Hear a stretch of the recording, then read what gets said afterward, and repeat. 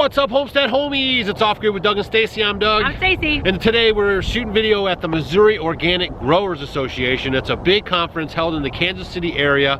Man, fantastic surroundings. We came outside because they have this beautiful pond and the geese and the ducks and all that stuff. We're kind of at a lodge. We're out like on the Wild West here. I don't know about that, but it is a cool place and a cool venue. So I think they're going to have it about the same time next year. Keep it on your radar. It's really, really neat. So many knowledgeable people here. I mean, it is amazing. So they have tons. This is like total classroom stuff where you're sitting down and you're learning from the people that are doing it. They have boots on the ground. They have everything from pasture raised animals, so they do husbandry, they do how to profit from that. They also talk about soil, how to build up your soil, just so much information. Edible landscaping. They have things on chickens, on lambs. I mean, a lot of these people that are doing these classes, they have those funny initials after the name, like PhD and all that stuff, but they're not big ag. They're total like organic and in it to win it and trying to share their knowledge so people can build that soil.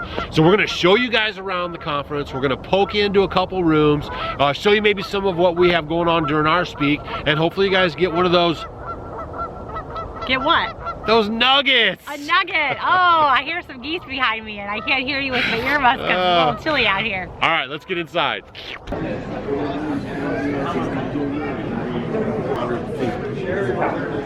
Photosynthesis occurs, they use part of that for growth, and then the rest is translocated to the roots. This is the picture of a root tip, the tip of a root exuding liquid carbon out into the soil. That's happening under every living plant. Yet how many of us as producers spend our time thinking about it? How many of your agronomists talk to you about that? If you have an agronomist hired or go to an agronomy center, they better be talking to you about this because this is the most important thing going on to your farm and ranch. Photosynthesis, liquid carbon. If they're not talking to you about this, fire, don't go back to them. They don't understand how soil functions. Cows were 50% or better that we purchased South Pole. Now most of them are probably 100% South Pole. We're all grass fed. They don't vaccinate. They don't use chemical wormers. They don't use hormones. They don't feed antibiotics. We occasionally have to use antibiotic. Very rare, but it's I don't even remember the last time. And usually those animals are, I don't know, I just haven't used this in a long time. So now we're going to spend a little time with Leo. He's from Russia. Yes, I was born in Russia. Yeah, and he's actually a presenter here at the conference, and he talks about bees and maintaining them organically. So we're going to go over a few things that he's passionate about, talk about his hive collection here, and he's going to tell you a cool little story about how he has a beehive attached to his window. Yes, my name is Dr. Leo Sharashkin. I have a website, horizontalhive.com, that's devoted to natural beekeeping. And you keep hearing today so much about bees dying and disappearing and collapsing. But at the same time, there are many beekeepers who keep bees organically and quite successfully. So I was inspired by these examples to start my own beekeeping operation. And now I support my family fully by doing beekeeping naturally. So the very basics of natural beekeeping is to start with local bees and to put them in good hives. This is why local bees are very important. Bees adapt to the local conditions, local flowers, local climate. And if you put into your hives bee packages that are produced in a climate very different from where you live, you cannot expect them to thrive. If you live in Minnesota and you order a plant from a Florida nursery, no way it is going to thrive. The same with the bees and animals, it's just basic biology. And even your food, heirloom food is better when it's grown in your location over a long period of time. Of course. And so the first step is to get local bees, and the good news, you don't have to buy them from anyone, they come for free. In the spring I use boxes like this one, and I put them on trees, and just as birds move into birdhouses, bees will move into boxes like that. This is how pioneers were getting their bees. You know, nobody could order a package of bees to be shipped UPS or FedEx overnight. Right. So everyone knew how to be self-sufficient. Bees split in the springtime, and half of them, called a swarm, are looking for a new place to live. So if you have hives like that on trees, the bees will very likely move in. For every 2 boxes I set out on trees, 1 will have bees in it. And actually, even here at the conference, there are people who come up to my table and say, thank you, because they listened to my talk a year ago, and today they already have bees because they just put up a box like that on a tree and they have bees. As simple as that. That's good, and that's very sustainable. A lot of things we talk about on our channel is about being sustainable and, you know, being able to regenerate your own structure and close the loop. And so there you start with local bees that thrive somewhere in the wild and they come to you. Then all you need to do is to give them a good home. On horizontalhive.com, my website, there is a free swarm catching guide that tells you how to best position this box to attract swarms, and also free plans for building your own beehive equipment. Awesome. Another thing that we like about him is that he's an open source person, so he shares his information freely. You know, he has books and other literature that you can purchase to support what he's doing, but he also takes the time to share his stuff, and, you know, he has it on his website, and so we really like that about it too. Thank you. Yeah, one of the books that I'm passionate about is called Keeping Bees with a Smile, and it is as much about the smile as it is about their... I know a good follow-up book. Yes. It's Keeping Bees with a Smile as you get stung. All right. Actually, there is a picture of my daughter on the cover of Acres USA magazine, and she's been helping around the bees, you know, since she was born. Now she's 16. She was never stung a single time. Yeah. Because bees are never aggressive. They are defensive. Right. The less you mess with them and disturb them, the less they have reason to sting you. And a lot of people that watch our channel know that I'm a huge advocate for that. I really don't get into our hives that much. I don't put any chemicals in them. You know, I just let them do their thing, and the strong will survive and the weak won't, you know. But we have a pretty good success rate on our homestead. We keep about 4 hives. Wonderful. And you know, it's my experience too that if you start with local stock and put them in good hives, I give preference to horizontal hives that have frames all on one level, so there is no heavy lifting. One frame like that you lift, it may be, you know, 8 pounds when fully full of honeycomb, but this is the heaviest you ever have to lift, as opposed to the heavy boxes. Right. I don't think it's an issue for you, you know. I'm a big guy. Yeah. But for many But the older I get, the more of an issue it's going to become. That's true. My uncle, who taught me beekeeping back in Russia, he is now almost 80. And the older he was getting, the more horizontal hives he had in his yard and fewer, you know, vertical ones that require you to lift 50-pound boxes. Right. So you guys, I'm going to have his link down below. Oh, tell them about the, before we get out of here, tell them about the box that you have on your window. There you go. So I'm saying that beekeeping is as much about the smile as it is about bees or honey.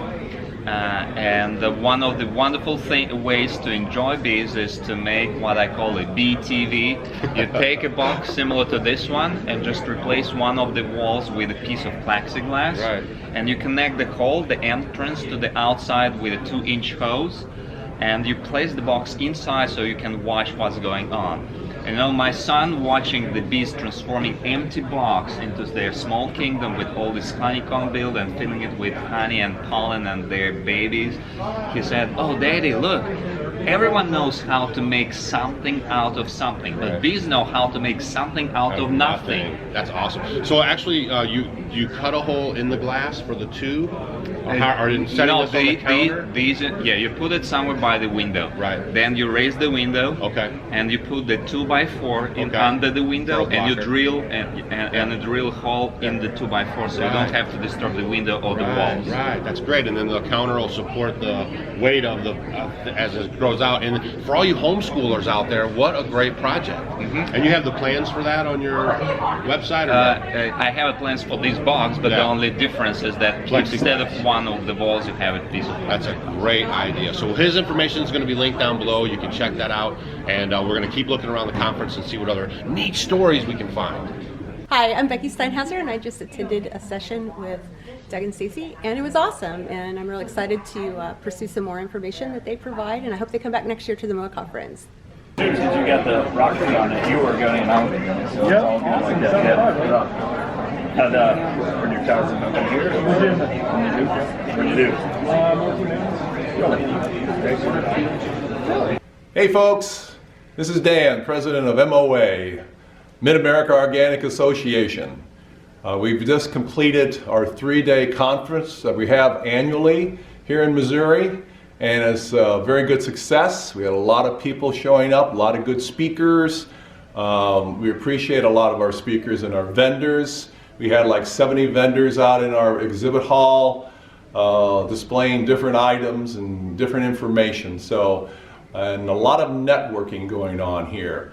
We want to thank all those folks. We want to thank everybody that attended the conference, all the attendees, speakers. Shout out to Doug and Stacy who came and did a nice presentation for us and motivated folks. If you want to continue to follow us, go to our website. You just type in MOA, Mid-America Organic Association, and you'll find yourself going to our website. Check that out. We had a wonderful time here, and we really every year get so motivated and stimulated and inspired for the coming growing season. And so this is what it's all about: sharing information, getting inspired, and getting out there and having a good life. So thanks again. Hope to see you next year. Come join us. All right, guys, we're back home after the big MOA conference. Hopefully you guys got some nuggets from this.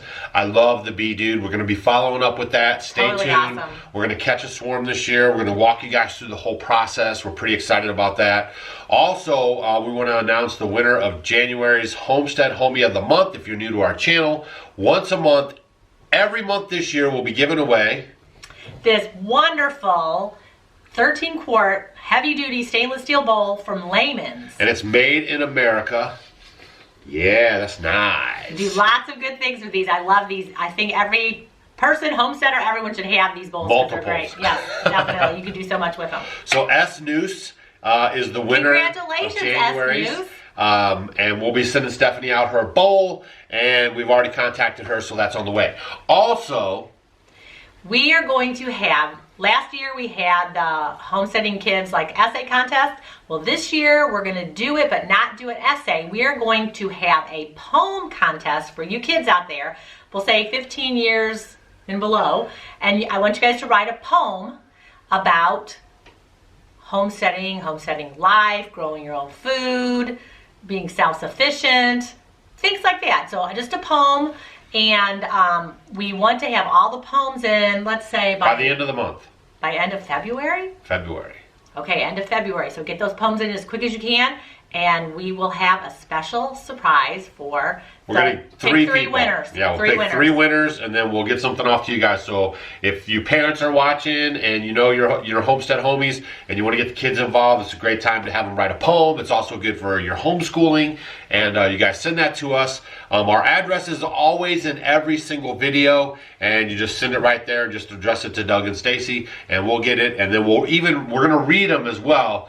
So make sure if you send one and you don't want it read, then let us know. Let us know in the letter that you sent. This is going to be because February is a short month.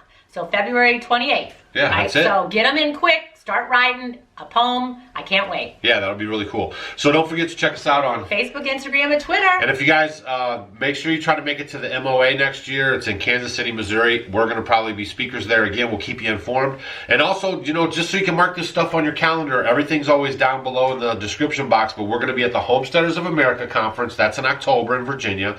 We're also going to be at Baker Creek Seed Company. That's coming up in May. It's the first Sunday, Monday in May. And we'll be speakers there. We'll be out in Santa Rosa, California at the Heirloom Expo. So mark your calendars. Those are the events. And that's in September. And that's it. And that's in September. So as always, we're glad you guys tuned into the channel. We appreciate you guys watching our daily videos. And we'll see you on the next one. See ya. Hey guys, thanks for watching our video. You might want to check out these videos. And if you want to become a homestead homie, click the picture of us below. We will see you tomorrow.